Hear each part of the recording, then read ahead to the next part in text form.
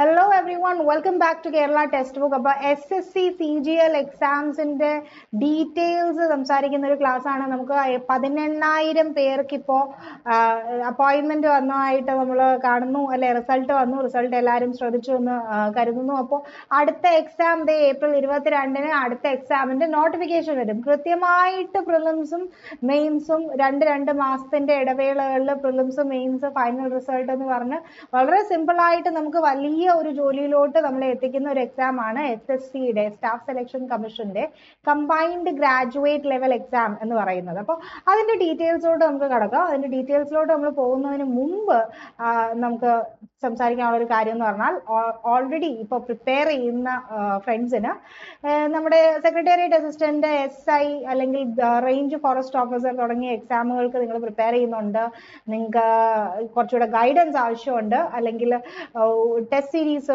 ആവശ്യമുണ്ട്, test solve ചെയ്യണം, live class വേണം എന്നൊക്കെ ഉള്ളവർ ജോയിൻ ചെയ്ത് പഠിക്കണം എന്നുള്ളവർ ഈ കോഴ്സ് ജോയിൻ ചെയ്ത് പഠിക്കാവുന്നതാണ്. അതുപോലെ സെക്രട്ടേറിയറ്റ് ഓഫീസ് അസിസ്റ്റന്റ് OAയുടെ ബാച്ചിന് പഠിക്കുന്ന സുഹൃത്തുക്കളുണ്ടെങ്കിൽ ഈ ഒരു ബാച്ച് ജോയിൻ സെക്രട്ടേറിയറ്റ് OA എന്ന് പറഞ്ഞിട്ടുള്ളൊരു നമ്മുടെ കോഴ്സ് ഉണ്ട്, അത് ജോയിൻ ചെയ്ത് പഠിക്കാം.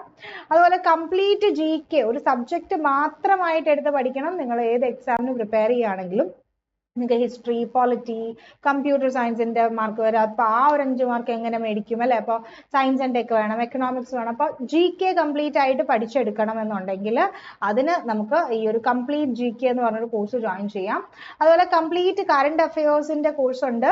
അപ്പോൾ ഒരു വർഷത്തെ പഠിക്കണോ, 2 വർഷത്തെ പഠിക്കണോ, എന്തൊക്കെ പഠിക്കണം, എന്തൊക്കെയാണ് ഇമ്പോർട്ടന്റ്, എങ്ങനത്തെ ക്വസ്റ്റ്യൻ വരും, അങ്ങനെയൊക്കെ ഉള്ള ക്വസ്റ്റ്യൻസിന്റെ ഒക്കെ സൊല്യൂഷൻ കംപ്ലീറ്റ് കറണ്ട് അഫയേഴ്സ് എന്ന് പറഞ്ഞിട്ട് നമ്മുടെ കോഴ്സ് ഉണ്ട്. ജസ്റ്റ് 399 റുപ്പീസേ ഉള്ളൂ. അപ്പോൾ അവിടെ നിങ്ങൾക്ക് ഡിസ്കൗണ്ട് ആവശ്യമുണ്ടെങ്കിൽ ജസ്റ്റ് അനുപമ എന്ന് പറയുന്ന ഒരു ഡിസ്കൗണ്ട് കോഡ് അടിച്ചു കൊടുത്താൽ നിങ്ങൾക്ക് അതിനകത്ത് അതിന്റെ പുറത്തും നിങ്ങൾക്ക് ഡിസ്കൗണ്ട്സ് ഒക്കെ കിട്ടും. അപ്പോൾ കംപ്ലീറ്റ് കറണ്ട് അഫയേഴ്സ് കോഴ്സ് ഉണ്ട്. പിന്നെ മലയാളം മാത്രം ഇച്ചിരി ടഫായിട്ട് തോന്നുന്ന ആൾക്കാർക്ക് മലയാളം മാത്രം പഠിക്കാനായിട്ട് നമ്മുടെ നിഷാമത്തിന്റെ കംപ്ലീറ്റ് മലയാളം എന്ന് പറഞ്ഞിട്ടുള്ള കോഴ്സ് ഉണ്ട്. ഇനി നമുക്ക് നമ്മുടെ SSC CGLന്റെ എക്സാമിന്റെ ഡീറ്റെയിൽസിനോട് കിടക്കാം. അപ്പോൾ എപ്പോഴാണ് എക്സാം? ജൂൺ ജൂലൈയിലായിരിക്കും നമ്മുടെ എക്സാം നടക്കാൻ പോകുന്നത്. ജൂൺ ജൂലൈ മാസങ്ങളിലാണ്. ഇതിന്റെ നോട്ടിഫിക്കേഷൻ ഏപ്രിൽ 22-ന് വരും. അതായത് അടുത്ത മാസം CGLന്റെ നോട്ടിഫിക്കേഷൻ വരും. ക്വാളിഫിക്കേഷൻ എന്താണ്? ഗ്രാജുവേഷൻ.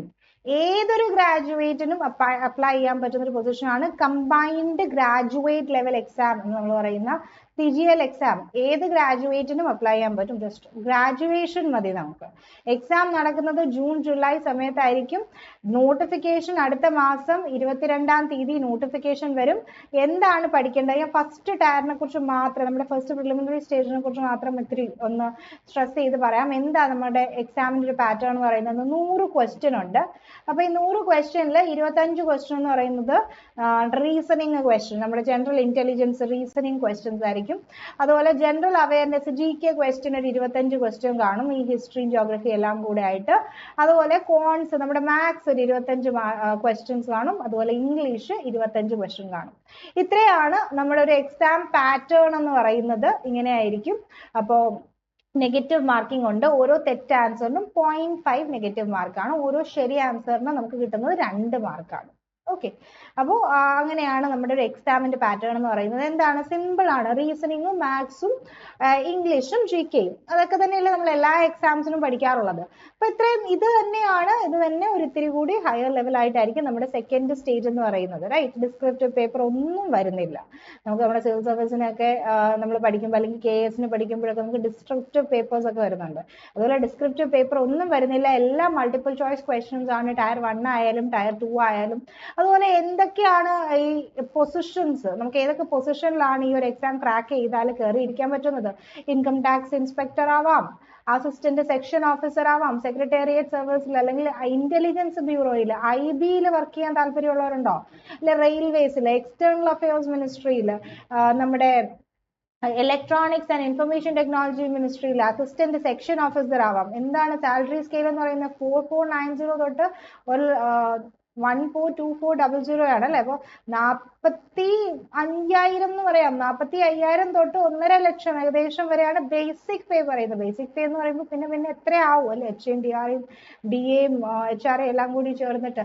അപ്പോൾ യെസ്, എന്തൊക്കെയാണ് പൊസിഷൻസ് നമുക്ക് വരുന്നത്? ഫസ്റ്റ് സ്കെയിലിൽ വരുന്നത് നമ്മുടെ inspector of income tax, inspector central excise, preventive officer, examiner, അതുപോലെയുള്ള എന്താ sub inspector CBI central bureau of ഇൻവെസ്റ്റിഗേഷനിൽ സബ് ഇൻസ്പെക്ടർ ആവാൻ താല്പര്യമുണ്ടോ? അപ്പൊ അങ്ങനെയുള്ള പൊസിഷൻസ് എല്ലാം ആണ് നമ്മുടെ ഒരു ഫസ്റ്റ് സ്കെയിൽ വരുന്നത്. 18 തൊട്ട് 30 വരെയാണ് പ്രായപരിധി വരുന്നത്. ആ പ്രായപരിധി ഡെഫിനറ്റ്ലി അവരവരുടെ കാറ്റഗറി അനുസരിച്ചിട്ടുള്ള ആനുകൂല്യങ്ങളൊക്കെ ഉണ്ടാവും. പിന്നെ നമ്മുടെ അടുത്ത ഒരു ലെവലിൽ വരുന്നത് അസിസ്റ്റന്റ് സെക്ഷൻ ഓഫീസർ, വേരിയസ് മിനിസ്ട്രീസിൽ അല്ലെങ്കിൽ ഇൻകം ടാക്സ് ഓഫീസിൽ, human rights commission, national human rights കമ്മീഷനിൽ റിസർച്ച് അസിസ്റ്റന്റ്, നർക്കോട്ടിക്സ് ബ്യൂറോയിലെ സബ് ഇൻസ്പെക്ടർ, അങ്ങനെയുള്ള പൊസിഷൻസ് എല്ലാം ആണ് സെക്കൻഡ് സ്റ്റേജിൽ വരുന്നത്.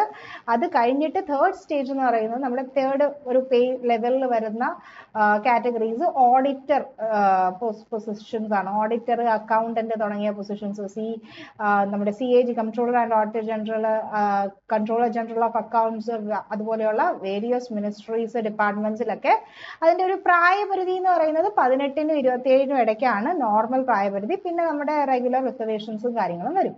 അത് കഴിഞ്ഞിട്ട് ടാക്സ് അസിസ്റ്റൻസ്, ഇതേ നർക്കോട്ടിക്സ് ബ്യൂറോയിൽ സബ് ഇൻസ്പെക്ടർ, മിനിസ്ട്രി ഓഫ് ഫൈനാൻസിൽ സബ് ഇൻസ്പെക്ടർ തുടങ്ങിയ പൊസിഷൻസ്. അപ്പോൾ ഇതെല്ലാം കൂടെ ചേർന്ന് ഒരു 18,000 വേക്കൻസി, ഏകദേശം ഒരു 18,000 വേക്കൻസി ആണ് നമുക്ക് കഴിഞ്ഞ വർഷം 2024 18,000 പ്ലസ് അല്ലെ, 18,000 പ്ലസ് ആൾക്കാർക്ക് ഓൾറെഡി ഇപ്പോ ആയിട്ടുണ്ട്, അപ്പോയിന്റ്മെന്റ് സംഭവം ആയിട്ടുണ്ട്. ഇപ്പൊ റിസൾട്ടിൽ 18,000 പ്ലസ് ആൾക്കാരുണ്ട്. അപ്പൊ നല്ല വേക്കൻസി ഉള്ള പൊസിഷൻ ആണ്.